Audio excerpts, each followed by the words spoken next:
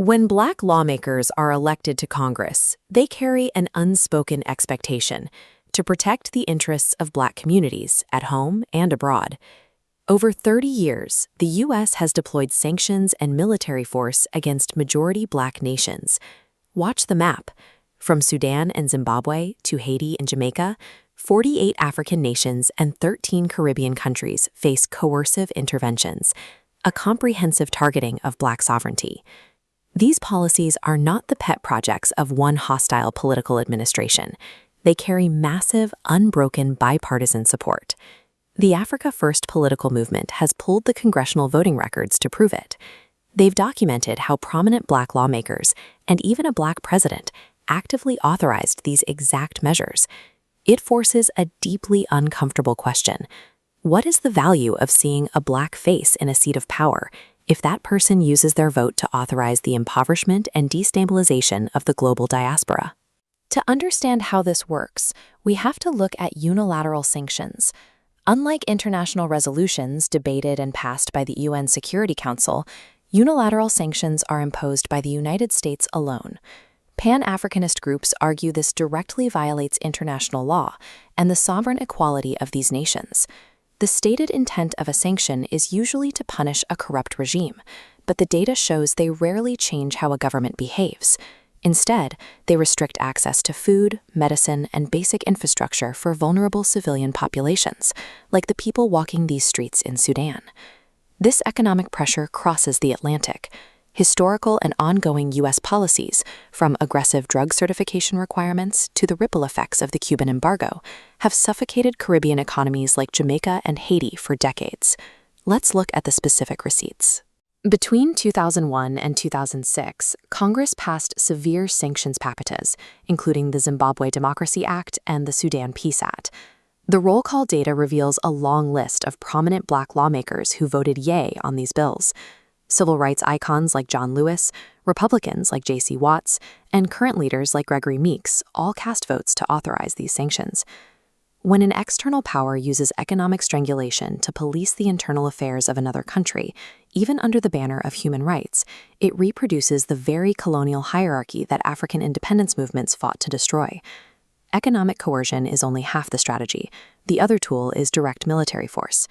The clearest example is the 2011 NATO bombing campaign in Libya.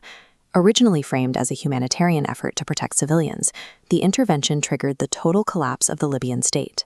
The resulting power vacuum led to regional factional violence, the massive proliferation of weapons across the Sahel, and the horrific reemergence of open slave markets where Black African migrants were bought and sold. The destruction rippled southward. Libya's government had been a major financier of African infrastructure and the African Union. When the Libyan state fell, those critical investments in Pan-African independence were wiped out. This was not a rogue military operation. Successive U.S. Congresses appropriated the funds for the NATO bombs, just as they continue to fund special forces and drone bases across the continent today. The political support came from the absolute highest levels of U.S. leadership. President Barack Obama authorized the Libyan intervention, and prominent figures like Kamala Harris publicly supported it. History provides a harsh lesson here. Military interventions launched with promises of humanitarian aid frequently result in the obliteration of Black sovereignty, leaving behind generational instability. The Africa First movement is drawing a hard line. Abandoning traditional U.S. party loyalty, they focus their electoral strategy on one uncompromising issue: geopolitical sovereignty. This strict focus leads to a highly controversial observation. Despite other domestic policies, Donald Trump's administration did not launch any new military interventions in Africa. In fact, his administration actually began normalizing relations and lifting some sanctions on Sudan. They make it clear this is not a partisan endorsement. It is a calculated refusal to grant unconditional loyalty to anyone. Shared racial identity, or a D next to a politician's name, can no longer provide cover for destructive foreign policy votes. Looking toward the 2026 election, the movement is launching a Sanctions and Military Intervention Accountability Scorecard. Their platform demands the repeal of all unilateral U.S. sanctions, support for reparatory justice, and an absolute halt to future military interventions. The ultimatum to voters is direct. Research your representatives. If an incumbent, black or white, Republican or Democrat, voted to sanction or bomb a majority black nation, you must mobilize to vote them out.